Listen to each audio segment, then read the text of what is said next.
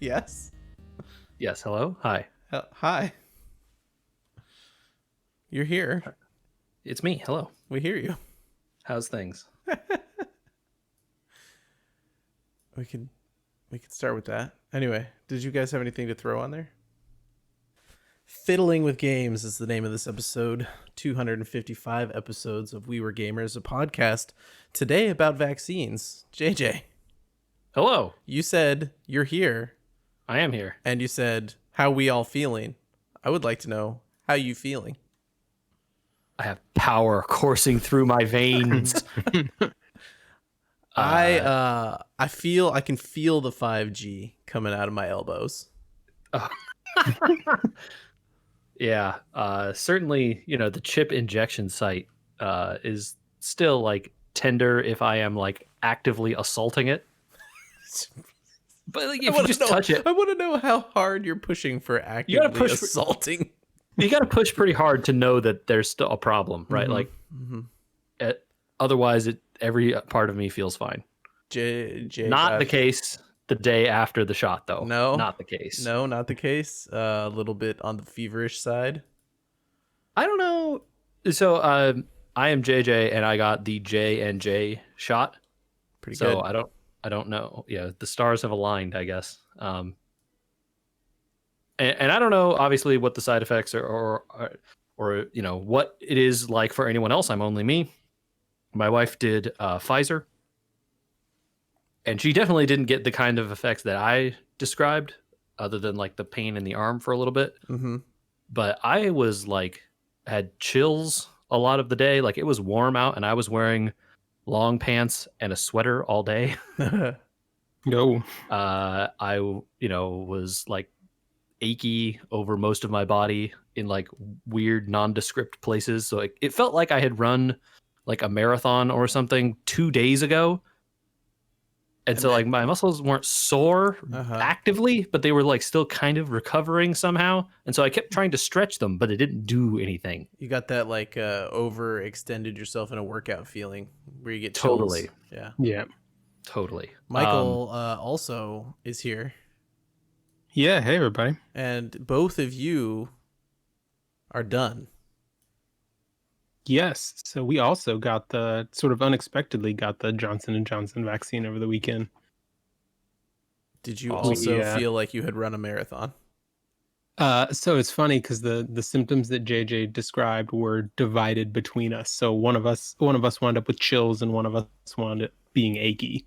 But they passed after maybe 36 hours. Maybe they split the bottle between the two of you, and that's why. I think that's how vaccines work. I would say that it is hilarious that, I got mine towards the end of the day. I didn't really feel anything that night. Went to sleep, woke up the next morning, felt terrible all day, went to sleep again, and went to sleep pretty early, and then woke up at my usual time, felt completely normal, like nothing had happened. It was like, what? It was so weird because like I woke up and I expected to be like, okay, like what's wrong? And it's just like, no, I feel good. Get out of bed. It's like, oh, I'm gonna go make some tea. All right, yeah, this is great. It's like no, it's whiplash. Very strange. I also received a shot, but mine was a Moderna shot, and so the next day we slept through most of I think what would happen, and then the next day, one of us was extremely tired, and I was like, oh, I could use a coffee at like 3 p.m. Hey, well, yeah. But that was the only. So we'll see how the second one hits you. Let's not say we did. I mean, hopefully it's not anything any worse. Yeah, I hope so. Fingers crossed on that one. Maybe after your full vaccination kicks in and everything is good for you and the kids, we'll have to plan some sort of We Were Gamers get together. We Were Gamers reunion tour. Wings. Yeah, we could actually do that wings thing we talked about doing 100 years ago. Like literally over a year, right? Yeah. It was supposed to be when you built your computer. You guys could see my computer in person. Oh, wow. Yeah. That'd be cool. What a world. What a world. Okay, 255 episodes. We just talked about the computer, so let's talk about the computer some more. I have run into an issue with my computer, friends. Oh, no. Nothing is broken. I just need advice. Oh, I okay. need I need mental capacity beyond my own to tell me I'm wrong or I'm right about the way this works. So, I have a few more USB peripherals I would like to plug into this computer. I have run out of USB Type A connectors on the back of this PC because it is a mid-tower, kind of very compact motherboard. It doesn't have a ton. Mm-hmm. I mean, it has a workable amount, but we have a lot of stuff plugged into this machine, to do a podcast and to have speakers and to all that. It takes up some room. I have a few other things I would like to add to the computer to make my life a little easier, like shortcuts, stuff with a Stream Deck and a couple other little trinkets to use in editing and stuff like that. I have two options in front of me, and I think one is much better than the other, but I'm not quite certain. So walk me through if I'm wrong here. This is your component class for the first time in a while. Hello. There is a PCIe X1 expansion port available to me to use, which I could, in theory, attach an expansion card to that could take maybe 4 USB ports or so. Kind of doesn't matter. Or I could get some sort of attachment dongle for the USB Type-C that is on the back of the computer and expand that out to a couple USB ports. My understanding is the dedicated USB-C that's already on the board has a theoretical 10 gigabit per second limit, while a PCIe 1 Gen 3 has about a 3/4 gigabit speed limit. Am I incorrect? So I don't know about the exact numbers of those limits. I will tell you, my motherboard doesn't have a USB-C connection on the back, so I had to get a card to add one for a peripheral I wanted to use, and the connection on that thing is not good. So certainly it is limited if you're doing a PCIe connected USB-C device. You think so by not good you mean very slow? It is a webcam that can do 60 FPS and high frame rate, and it can't do all of those things at the same time as well as do audio. Rough. So yes, slow. Yeah. So, if you mute yourself, it can do both, or if you turn the frame rate down, it can do stuff, but you can't do all of them. Well, and So, you can't yeah, put it's things a- like you can't put things that are less intensive, like your keyboard or whatever, through there. No, those aren't USB-C. Oh, okay, got it. Because the point is, I have no other USB-C connections on this. So you on this added a computer. USB-C through the expansion port. I'm sorry, I misunderstood. Okay. Yeah. So that's the only experience I have with this. My direct thinking was dongle on the back through the USB-C that's dedicated on the motherboard is probably safer. Yeah. So if you're worried about throughput, right? Certainly that's the safest way. Get an A to C converter Mm-hmm. and you'll be fine because C has way higher throughput. So you shouldn't have an issue, right? Yeah. But I guess the other, like, what is the thing and what exactly how much does it need? Could factor in depending on what it is, I suppose. These things are kind of the same price, so I'm left with just choosing what I want, basically, instead of being like, well, one is half the price of the other. The A to C converter dongles will continue to be useful for a while, I imagine. That's the other good point, yeah.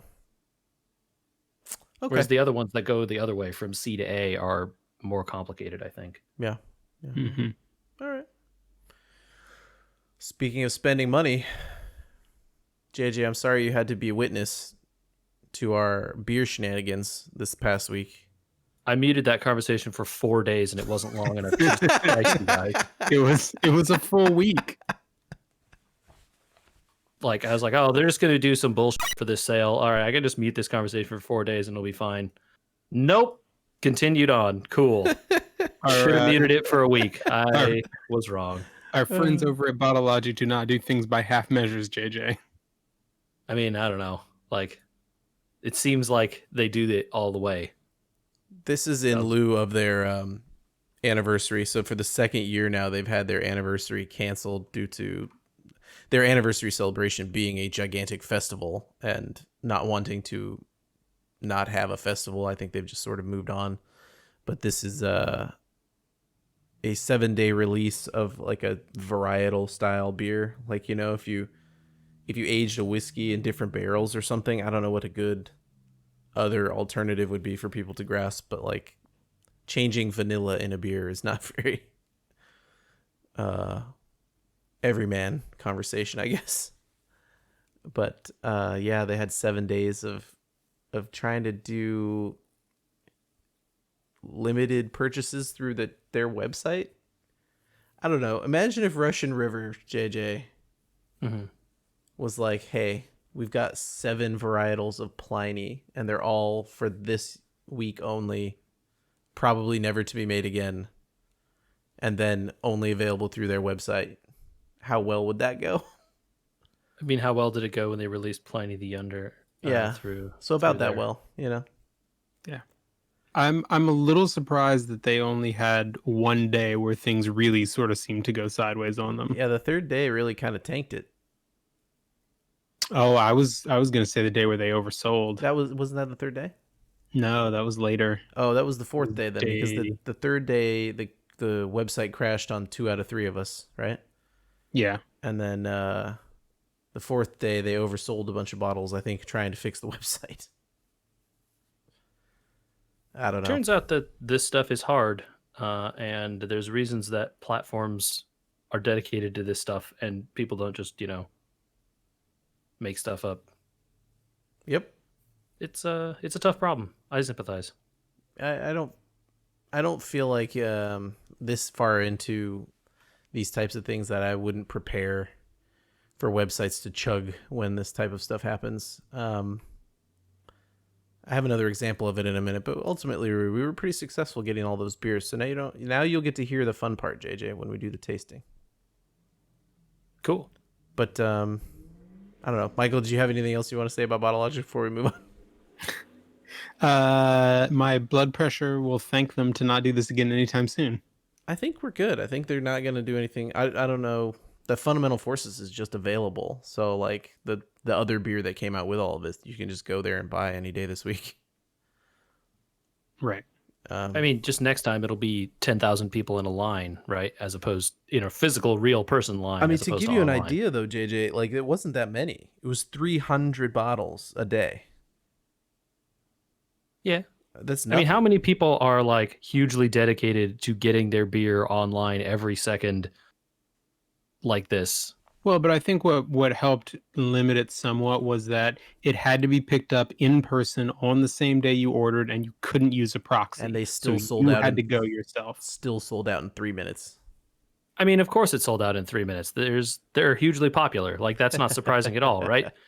My point is that the only reason it wasn't like the website crashing instantly every time it happened is because you had to be there and pick it up in person. Yeah. Right. I like that Mhm. change. I mean, And if they would have held it for a week or whatever, it would have been a completely different story. sure. I do like the change. I hope they keep this kind of sale process in the future as things come out of COVID. Because the Eventbrite madness of like everybody trying to order all on one day and then pick it up for a month was messy. I can't imagine that the like hold it for a month thing is good for them either, because they end up with like, all right, we've got like 3 random orders sitting somewhere in a room. Oh, way more than 3. And Yeah. no, but I mean, like, at the end, the last day of the month, there's like 4 people that haven't picked up whatever, some order from 28 days ago or whatever. And it's just a hassle for them to manage all that too. I know for a fact it hurts their bottom line too, because they get more than that abandoned at the end of it. It's like usually 20 or 30 orders, and then they got to sell these tiny lots of beer to little places that don't want to pay huge markups on them, right? So they end up basically giving it away. I mean, we ended up walking a couple years ago out of one of these events at a local place where we bought stuff for under sale price, I think. when we got all that Paisley Cave, Michael? I can't remember. Yes, that sounds right. Yeah. Because they had been abandoned bottles, you know? Mm-hmm. Yeah, it's better this way. And I think I know of a way it's not better this way. I think I did a stupid thing. I I bought that analog pocket a while ago. It still hasn't come. It won't come until September, they just told me.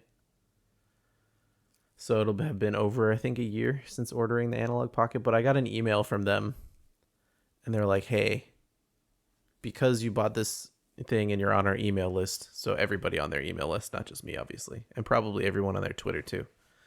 Uh, here's the last run of our NT Mini and our Super NT that are going live at 8 a.m. tomorrow, just so you know." And I thought about it and thought about it, and I was like, "Yeah, why not? Let's pull the trigger." So I Yeah. supposedly am getting an NT8 Mini and a Super NT. Why do you do this, man? You have a Super NES that works. It literally is the thing you're replacing with a thing that isn't that thing. Yeah, but it hooks up through HDMI and upscales. I mean, an emulator hooks up through HDMI and upscales and costs no dollars. This is true, but I can still use my carts. With some work to clean them up at this point. I don't think so. My carts are pretty clean. I feel like there's got to be like a USB cartridge adapter that is less money than those analog consoles. Well, they're Anyway, they're very nice, I'm told, so I'm sure you will enjoy them. They're nice things. their I know their people online that have sales them love them, process, so. by the way, was their online sales was not good. I think so many people were trying to buy it that the website literally would not let you add stuff to cart. That seems bad. Some of the a streamer that I watched was also involved in this process, and people were telling him to spam click the add to cart button. Eventually, it would happen, and then to rush through the payment process as fast as possible, which is the dumbest thing I've ever heard. I managed to get through.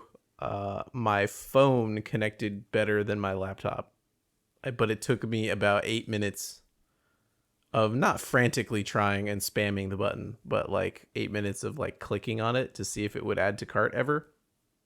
Mm-hmm. And it finally did. That Super NT does not come with a controller, which is surprising. I mean, I have plenty of Super Nintendo controllers. I'm not worried about it. But they decided not to add one. I don't know. I figure at worst I decide this is no better than my NES or Super NES. Between the two of them next to each other, and then someone will want the NT Mini. Yeah, they're supposedly very nice looking things. I have not touched one personally, but I'm told that they're very nice. I mean, it's pretty. Yeah, it looks pretty. They are good. They are good at the thing that they do, which is emulate those specific games. Yeah. Yeah. Yeah, we'll try it out. We'll do it for the content, you guys. Nice. Yeah. And like I said, I'm sure I can get rid of it if I need to. Yeah, they were a hot commodity for a while there because they hadn't been making them for a while. This is the. Well, they said they're done with these too. They're not gonna make them anymore. They said this is the final run. Yeah, they'd been. It was unclear if they were ever going to do this again. So good of them, I guess, to make a little more. But apparently, that's the end of it. Yeah. Well, they're hot, so we'll see. We'll see why they're so hot once they show up next year sometime. I wonder if those are going to be impacted by that chip shortage, since those are based on FPGAs. Well, which yeah. Are so chips. my analog pocket order, which I'm absolutely not canceling. I want that thing real bad. That is a beautiful little game console, and I have 2 Game Boy Colors and a whole bunch of old Game Gear cartridges here. Not Game Gear, yeah. Okay. That I don't have a system for, and my Game Boy Color actually just went belly up. So See, that one makes way more sense because you literally don't have a way to play them anymore. and that thing doubles the pixels in pixel perfect upscaling, which I think is pretty cool. With a backlight. Oh, I'm excited for that one. But yeah, that runs. That has 2 FPGAs in it. I think all of these have 2 FPGAs in them. Hard. Probably. I will point out that the creator, maybe, I mean, I can't get in trouble for pointing it out, right? But the software guy behind these things also releases software that you can install after you receive your device, let's say. That's well known. Okay. Yeah. To Other firmware. additional firmware for your FPGAs, Michael. Okay. Uh-huh. Because I mean, to understand what that means, which I guess like I'm just going to lay out here what it is. An FPGA is a reprogrammable piece of hardware that can be used to mimic other hardware. That's what FPGAs are. That's why they're useful in lots of different contexts. You can program them and then they can act as anything else. So if you reprogram it to be, say, instead of a Super Nintendo, a something else, you get to have that too, right? Mm-hmm. And they Or have an to say, SD like, card slot. yeah, to say like read from an SD card and then do stuff with whatever happens to be on there. Mm-hmm. Yeah. Yeah. The Super Nintendo couldn't read an SD card, but this Super Nintendo all of a sudden can. Or this Sega Genesis, Oh. or this PlayStation 1, or this Nintendo, or what have you. Yeah. The only downside to that is that the analogs have controller ports for the console that they are, right? So Yeah, so you would be Sure. playing the games with a SNES controller. So maybe you aren't so interested in playing like PlayStation 2 games on there. probably not.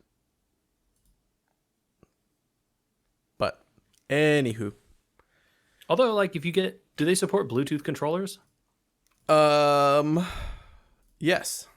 Because then you could just get a Bluetooth controller that has more controls on it, at which point then there you go. Yes, they do Good that idea. because they ship the NT Mini ships with a 8-bit DOE Bluetooth, I think. Okay. I'm pretty Is it sure one of the 8-bit DOE ones that has joysticks or not? Some of them do, some of them don't. No, so the NT Mini comes with the 8-bit DOE straight up NES controller, and then the Super NT does not come with a controller at all, but they sell the 8-bit DOE Bluetooth Super Nintendo controller. So I would assume that means that both consoles are compatible with Bluetooth. Yeah, which also probably means you could use the 8-bit DOE or other various companies' Unless they use Bluetooth a dongle, controllers. they might have to That- have a dongle to connect. But I mean, if it's the same, it's Bluetooth. Yeah, I don't know if the it supports NT. one kind of Bluetooth, Well, I'm how does it wondering. not support other kinds. So I'm just wondering if the NT or NT. So both of them are NTs, I guess. But I'm wondering if the dongle connects to the Super Nintendo port, right? So does that mean it can fake any inputs, or can it only fake 7 inputs or whatever? You know what I mean? Feels like it should be able to do whatever you tell it to look for. Isn't that part of the Yeah, versatility? I would think that depends on the software that's on the other side, and if you have loaded additional firmware, Right. you Yeah. should be able to do whatever the heck you want. Does 8-bit DOE make PlayStation controllers? I don't know if they make PlayStation ones, but they make SNES ones that have joysticks on them. Oh, well that would do it. Yeah. I forget what those are called. I gotta look that up again. It's like the SNES 30 something like that. There's a 30 number or something in there. Anyway, they're like Xbox level, PlayStation 3, 4 level controllers where they have all that whole series of buttons, but they look like a SNES controller I in see. terms of colors and stuff. I see. Okay. Well, I'll have to research. If you know the answer to what we're saying here and you're comfortable emailing us about it, uh podcast, wewergamers.com. Tell me why I've made a bad decision buying this NT Mini for too much money. Okay. We started talking about games finally. So Michael, What you got? you've been fiddling around in that Horizon still. Yeah, so I am not done with Horizon Zero Dawn just yet. So I fired it up over the weekend during some downtime spent recuperating, and tried out the DLC. Nice. It's been good so far. So the area that the DLC is set in is in the like northernmost part of the map, so frozen wastes kind of thing. And to get there, you follow a path and climb your way up a set of cliffs, and you reach the top only to be immediately attacked by one of the new enemies that's part of the DLC. Well, And how if you are not prepared, you will get absolutely wrecked by it. how else would they introduce you to the new zone, right? Yeah, throw you into the Surprise, deep end. friend. But it's good. So I've tackled maybe one major quest as part of the DLC so far, and it was a fun. It was a quest that was part of the main story that occurred several different times, and they had done a fun take on it to make it different for the DLC. Do you feel like you need to do this for the completionist in you, or do you feel like you want to do this for the completionist in you? Little column A, little column B. Both. Like enjoyed the main game enough that I am happy to spend more time in the world of the game. Mm-hmm. Gotcha. Cool.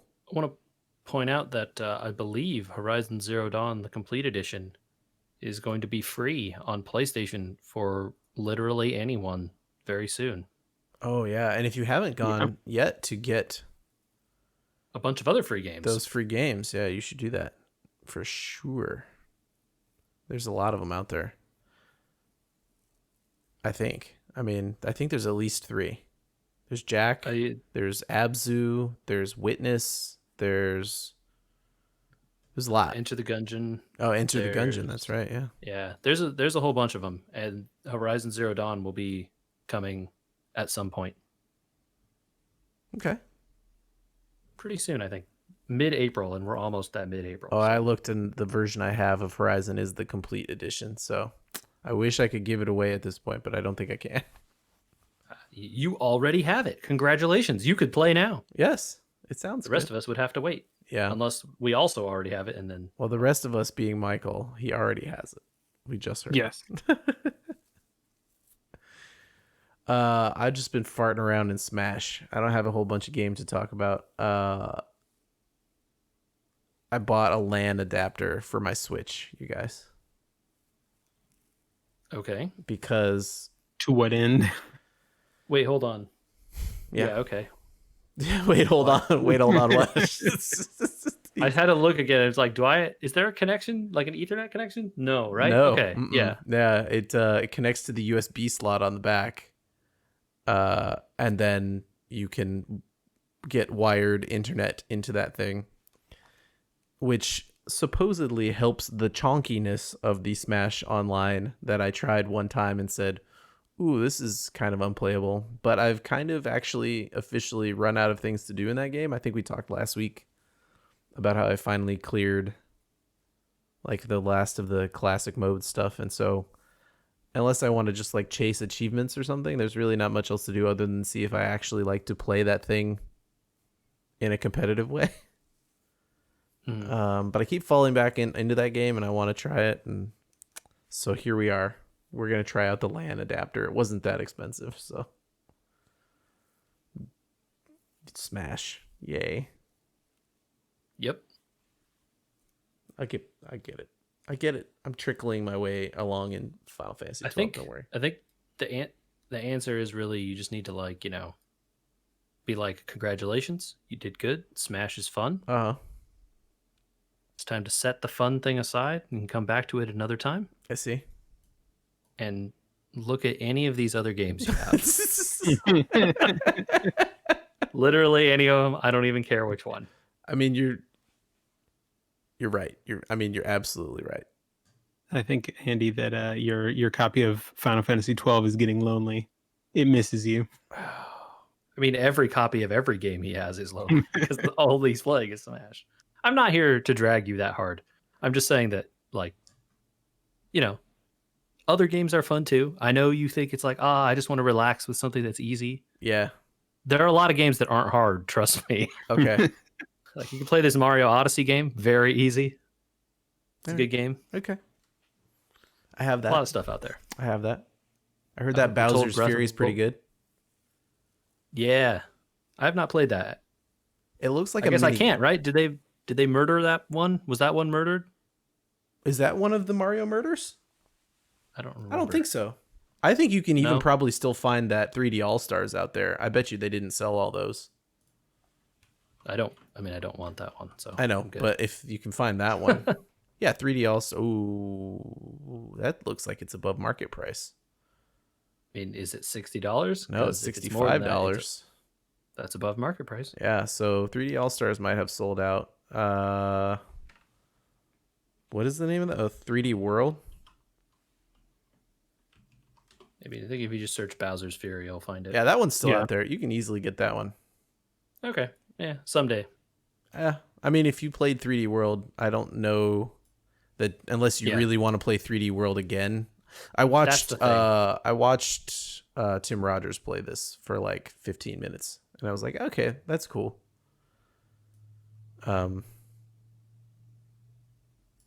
It seems fine as like a making you feel okay that you spent $60 on 3D World that you already played.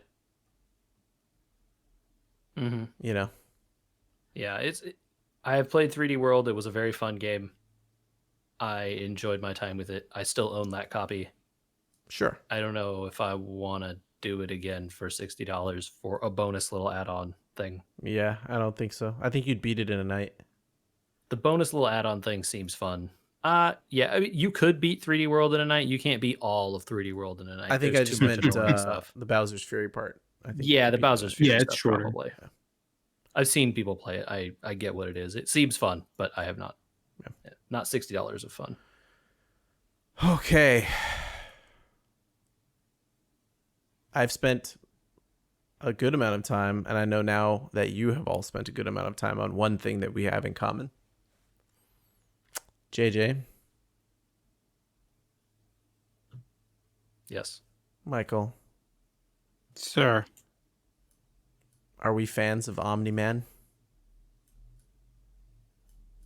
Really leading question there.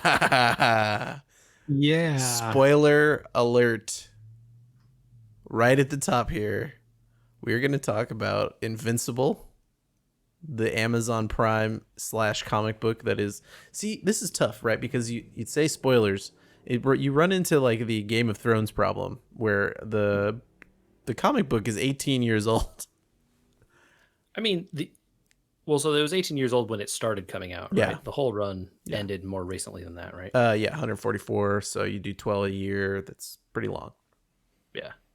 I guess at the end of the day, Spoiler alert. you spoiler alert, right? Yeah. And you handle it the same way Game of Thrones handled it as well. You talk about spoilers from the book or spoilers from the show.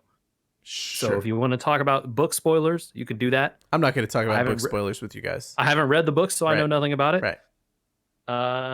Maybe I'll read the book someday. I will say this. Not today. Here's a spoiler, and you already know that this is true. Battle Beast is not done. Yeah. Kind of figured that. Okay. I didn't remember who Battle Beast was until I thought about it because I didn't remember anyone's name Oh. until The guy but who now I looks like a remember. lion. With the big mace. Yes. Yeah. I remembered. Yeah. Well, JJ, Michael watched a little bit of it when we talked about the spoiler for the first episode with you to see if you that would make you interested in watching it. So now we get to have the big discussion between the two of you. Did you wish, JJ, that you didn't know what was going to happen at the end of that first episode? Well, I'm not the kind of person who feels like that in general about spoilers. So I don't know that I would wish that I didn't know. I will say that it made me curious about like how drastically they turned the tone of the entire show in 1 minute. Yeah. And not just because of the what actually occurs, but also like the amount of violence and blood and just like really dark stuff that's just going on. Yeah. And they do it so quick, and so, like, I'm sure it was a choice made intentionally, right? Yeah. So definitely. So what's funny about that is, it also happens at the end of an issue, right? So you're left to wait a month for the next issue. Of course, right. It's not funny. I'm not saying it's funny, but what's different about it is when I watched it versus what I remember reading about it, seeing it on the screen in motion was much more impactful to me than having read the book.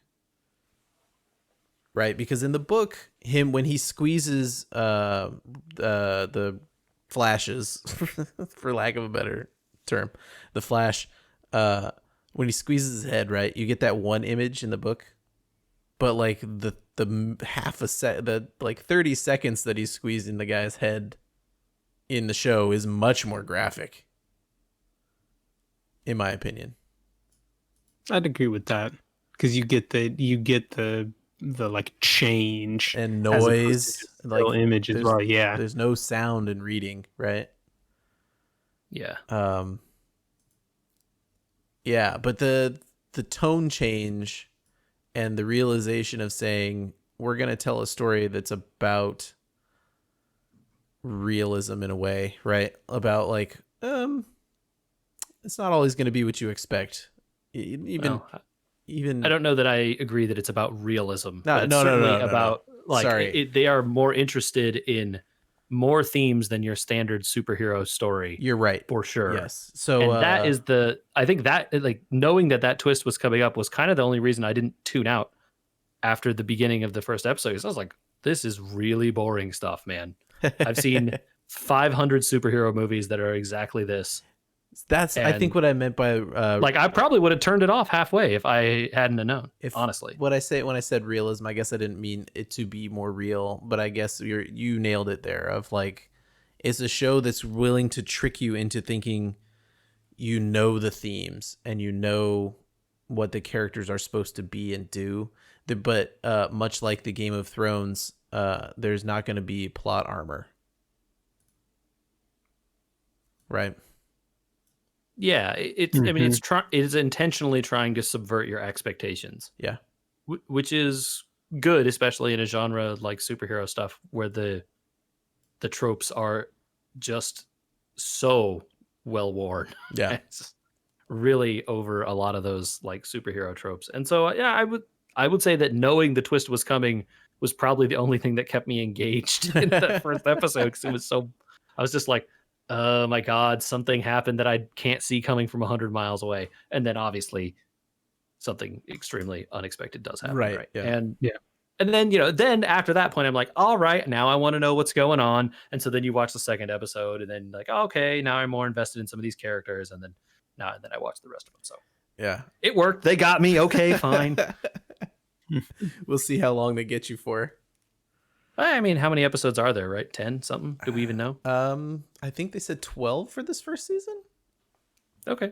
So still a good ways to go. Yeah, I think it's 12. I'll check while we're talking just because I want to know for sure. But okay.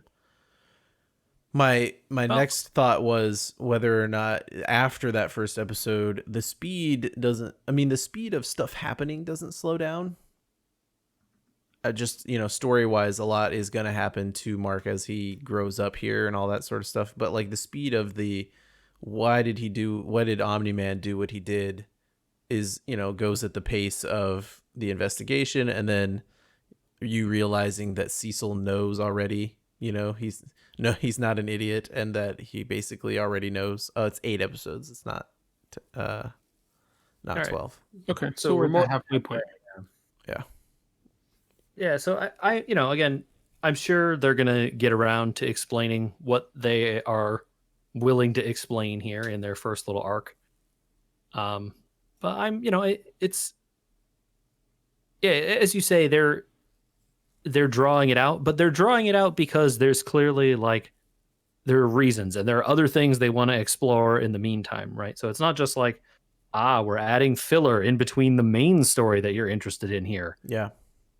No, Um, there's definitely every side thing is a subplot that comes back.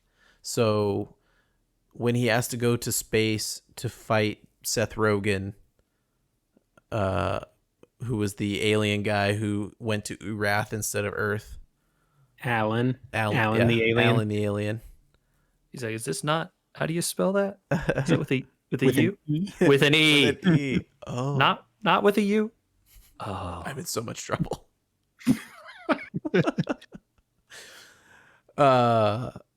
Man, there's a lot of good actors in that show. Seth Rogen's there. Walter Goggins plays Cecil.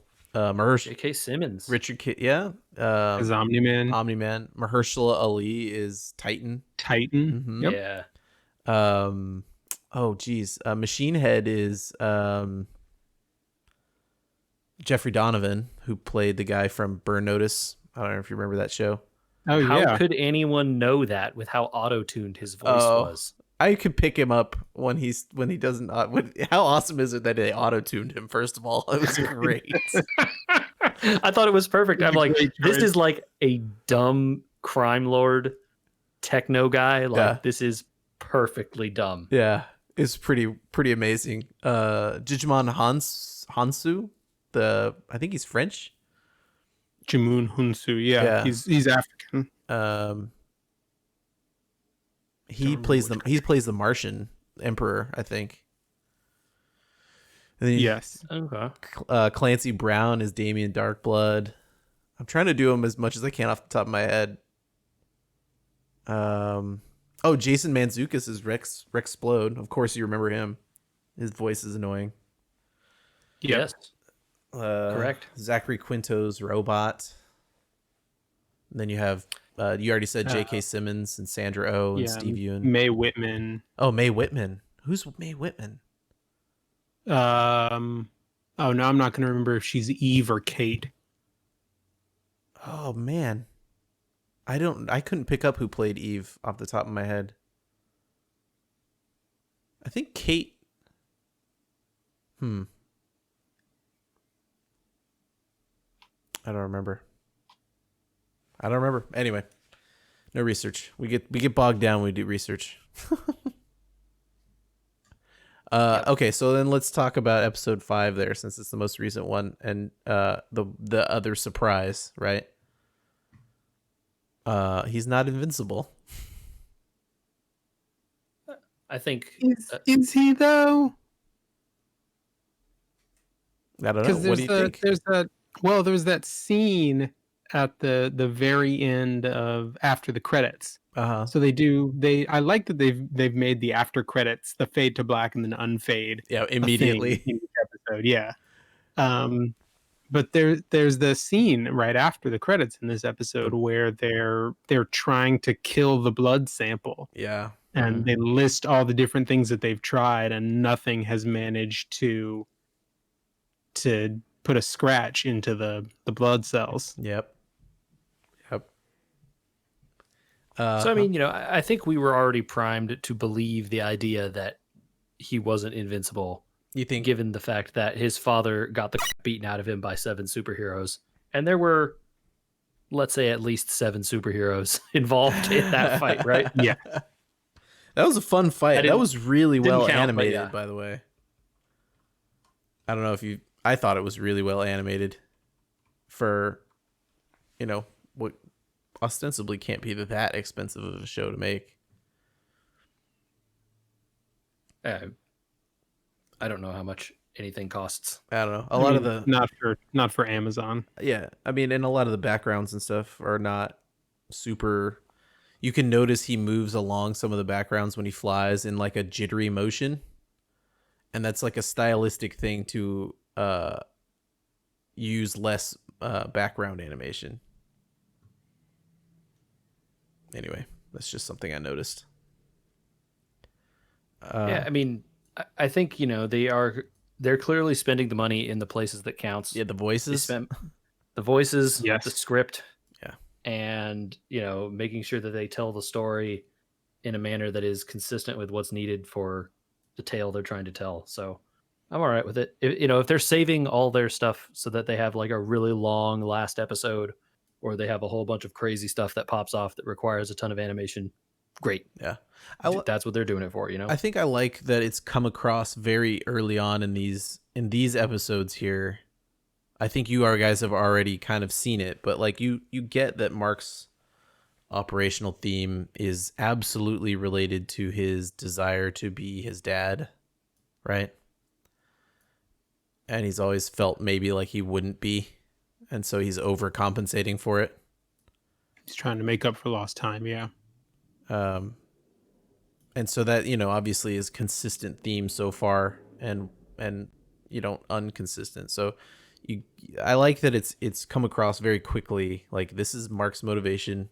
There is a mystery of what is up with his dad, and like that, you know, that the show is going to subvert your superhero expectations right away, right?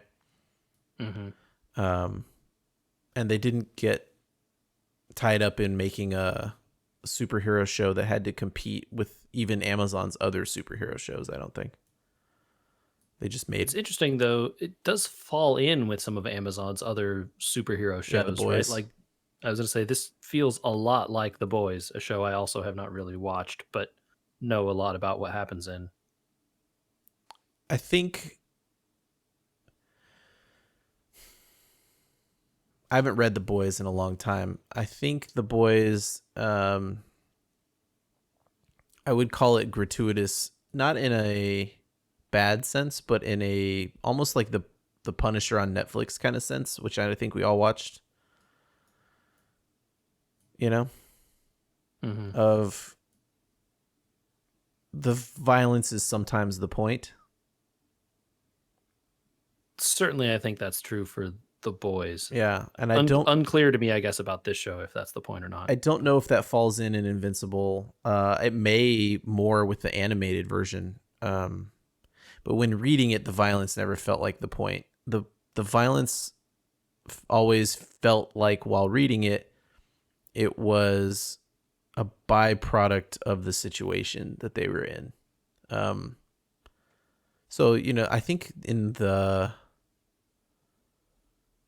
was in the last fight with Mahershala Ali where he gets really pissed off and he just, you know, goes crazy for a minute and flies through a couple people. Yeah. Yeah, so like he lost his temper more than just like he decided he was going to rip people in half because he could, right? Mm-hmm. So yeah, you know, I'm in it already, and I wanted to see what you guys thought so far. It sounds like it got you a little bit. Oh, for sure. Yeah. I finding myself looking forward to each new episode. I definitely have accidentally prioritized it over the Falcon and Winter Soldier, which I know probably irks some people that are waiting for us to finish talking about it after we talked about the first one. But I think I think after maybe you guys watch some more of Falcon and Winter Soldier, maybe that priority would change. I don't know. Who could say? okay. Hard to know. I do like it. This show I'm talking about, Invincible. And I am, you know, I think I'm on. I mean, you said there's only 8 episodes, so it's not that much more to watch. I might as well do it at this point. Sure, you're Already seen 5 5/8 of of the them. way in. Yeah. Silly to give up at this point. And the story is good enough at this point that like, why would I stop watching? It's good. So yeah, I think it's good that you gave me the warning up front though, that like, hey, it's not really for kids. Oh, yeah. Because Yeah. if you were just absentmindedly watching the show, you might think, oh, like, come in here, little Timmy, and watch this show with me. And then it gets to the end and you'd be like, oh no, I have made a big mistake. I'm going to point out here that like this is a show about growing up. Um, so there's a lot of that type of stuff, right? There's a lot of what does it mean to make mistakes when you can accidentally kill someone by touching them? You know, Yeah. I mean, it's not unusual for people to tell these types of stories. I mean, people tell them all the time, like, oh, what happens when the high school, you know, its most popular kid drinks and drives? It's kind of like the same thing. But it's unusual for a superhero show. And it's the Smallville fans are going to come get me. But it's unusual for a show to think through those things. In a comic that doesn't deal with a Superman, you can make lasting decisions. Like if he got really mad at Lex Luthor one day and accidentally punched him too hard, you know? Or like, you know, in a when not dealing with established characters, you have a bit more freedom to do things with them, and so you could have the like it's more consequential when the person that punches a hole through whatever random civilian because they got mad actually could have consequences for them because you know that they're not Superman, the established character who lives for 1 billion years and has 800 more books. Yeah. Oh, and you're also already introduced to the fact that other characters in this show already have the drop on these people, right? Like Cecil is openly planning in front of the audience to make sure that he can get his grip over Mark, you know, without his dad's influence, right? Yeah, I mean, seemingly with the intent to use as leverage against his dad, or right? to Like yeah, that's what it seems like to or me. to see if they can get him more on board than his dad. His dad, you know, won't work directly with Cecil, but Cecil got Mark to go to the moon or to Mars, right? Mm-hmm. Why does his phone work in space, by the way? Really? Yeah. It's too cold for that. No, Aside from other obvious issues. the coldness isn't the issue. The issue is the like what radio is it No, talking okay, to, man? but like when he's on Mars, he obviously doesn't have service, but it still takes pictures, which it shouldn't do either. Oh, I mean it shouldn't be able to turn on. Yeah, Space is like the battery negative should whatever. be frozen. Yeah, the phone should be ice. Or I guess though there's not really any water for it to freeze to. Anyway, it shouldn't work. Yeah. Or if it did work, the battery would die in about like 2 seconds because batteries suck at really cold temperatures. I would not imagine it could turn on. I was in Scotland with a GPS inside my coat, and it was still a little bit too cold for it to get proper readings. You know? Yeah. That's not space. No. Yeah.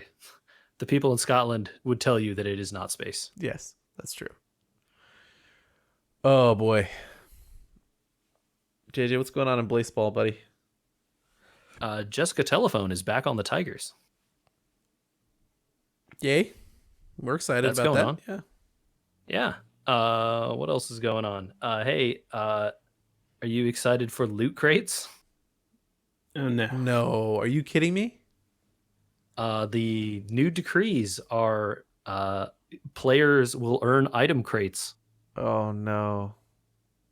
Yes. The players are earning them, not you. Oh, okay. Well, Yeah. we've It's not a wondered monetization thing. we've wondered for a long time why they had items. Yeah, so it looks like they're making good on that. Unclear exactly what any of the items do. Currently, every player has one item, or at least one item, right? And that item is Bat. Okay, so they Um, scrapped all the armors and stuff from before that some of the players had. Yes. Okay. Yeah. So like Jessica Telephone just has Bat. She does not have, the dial tone. Her bat has a name, but it's not like a named item. Got it.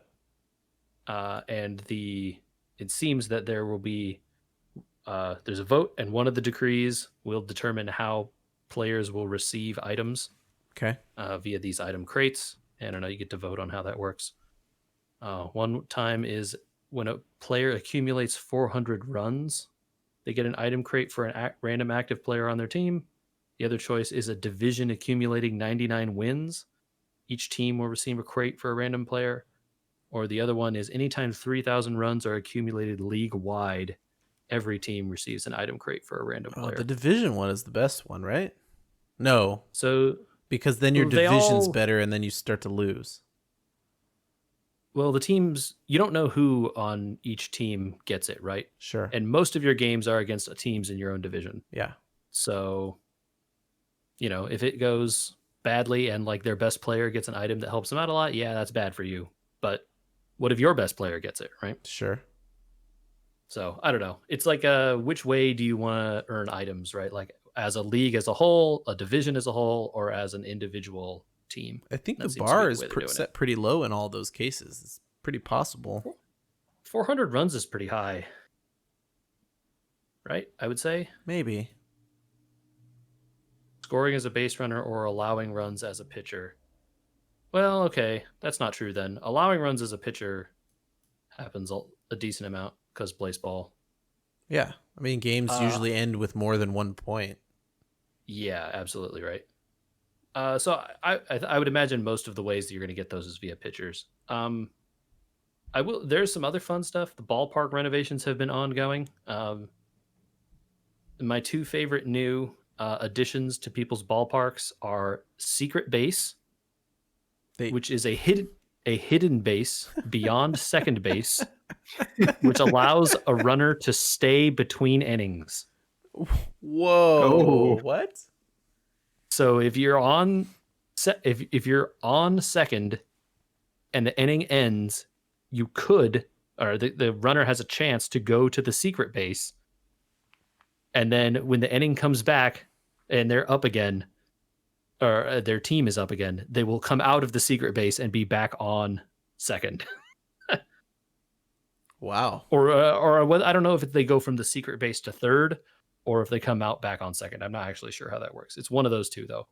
Regardless, great. Wow. Another one is the grind rail. And again, this is like a ballpark thing. So it's like based on which team's at home, right? And each team chooses their own renovations. Okay.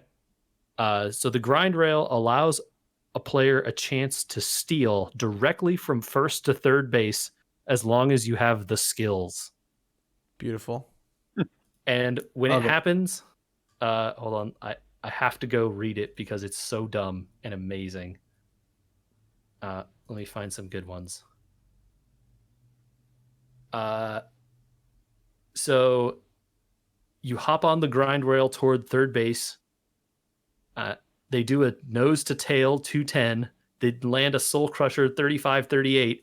Safe. The other times, like when it doesn't work, they'll attempt some kind of trick and then but fail and then out. Okay. The names of some of these tricks are amazing. Like some of them are like actual skateboarding things, right? It's like, oh, they do a tail slide, or this one is called a seatbelt grab, and then a blaha bast. It's really dumb. That's awesome. I kind of like it. Yeah. There's also, I'm trying to find some of the other ones. There are a whole bunch of weird ones this season that they have been added to people's ballparks, doing stuff like boosting reverberations so that people switch teams more frequently. Oh no, I don't like that. It's really frustrating because every single season there is one of the wills allows people to switch teams. So it's happening all the time now. Yeah, but at least you're in charge of that kind of. Yeah. Yeah. All right. Yeah. It's interesting. I think Blaseball is still fun.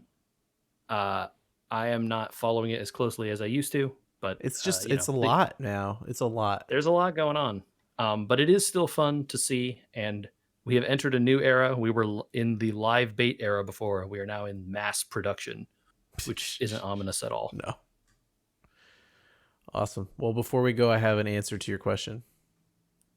Great. At the bottom of this screen on the 8BitDo website, there's something called the Retro Receiver that is compatible with the Analog NT, original NES, and all systems with an NES style port.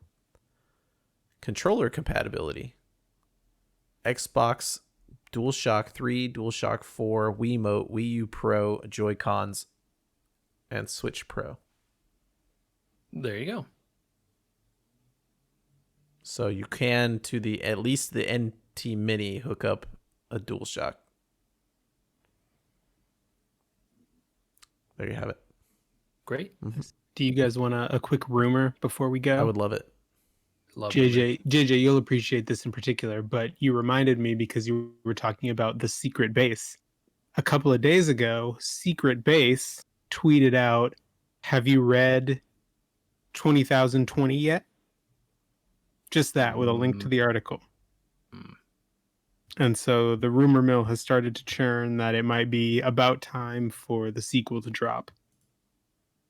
Definitely means they're working on it, right? Are we doing rumor time now? Is this the part where we post that meme from GTA where it's like, back at it again? have to go read all of 220, whatever. I was going to Again. talk about the Halo Twitter account. Okay. Tweeting out a picture of what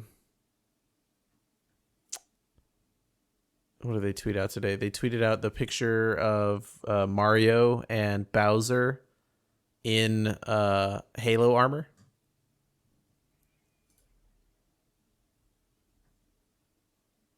Weird. Yeah, pretty weird.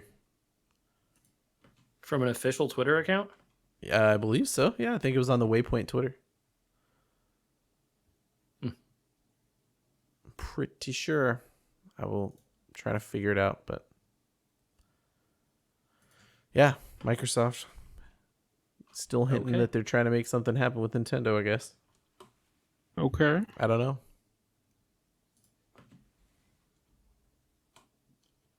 That's it. That's the you said it was rumor time. I don't have more. I just These are some weird rumors, man. I don't know what else to say. Yeah, I don't know.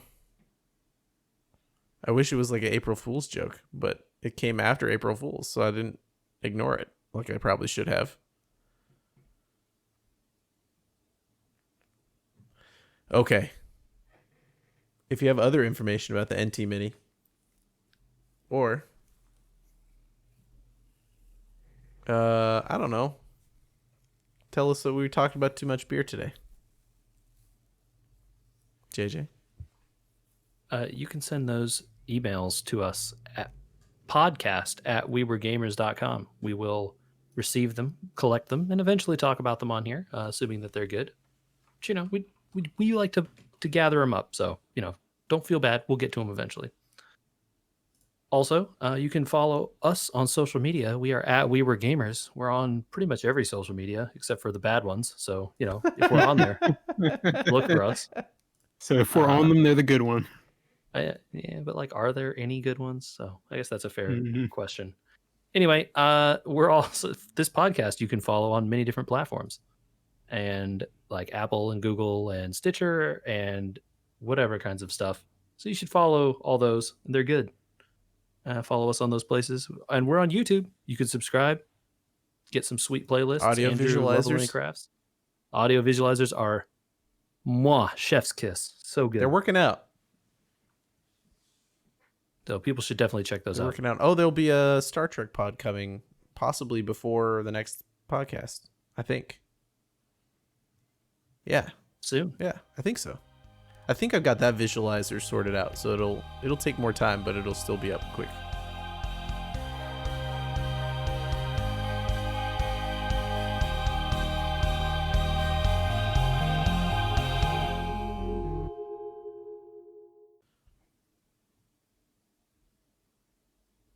There, I sent you the artwork that they posted. Yeah, that is certainly an image. This is like, I was wrong. They posted it on Instagram, so maybe it is a joke. I don't know. yeah, this feels cursed. Doesn't it? Yeah. Bowser with a sword, not what you want. Although the Koopa with a grunt pack on is kind of funny. Yeah, that's about how the Koopas feel. So that part seems good. I don't know about Donkey Kong in the back there, or Bowser, or Mario. Honestly, It's just weird because I think last year sometime 343 said they should put Master Chief in the Smash. I mean, there's precedent, right? They put Solid Snake in there, so Yeah. he has guns. There's a lot of people with guns Yeah, in Smash Joker now, right? Joker has guns. Wolf, Fox, Falco, Bayonetta. Bayonetta. That's right. Yeah. In playing all of that, I do not like Bayonetta at all. Her playstyle is not fun. You should just go play Bayonetta. That game's better. That probably is. Yeah. Mm-hmm. All right, I gotta bounce. Later. All right, take it easy. Later, guys. Speaking of proliferation of weapons in Smash, did you see that Kotaku ran an article about are there too many sword fighters in Smash? Are there too many sword fighters? There are a lot. Let's see if I can find it. Walmart Canada. Happy birthday 117. We got John a little something to celebrate. Just need an address. What? I think it was a joke post from Canada with a fighter pass they were trying to say, but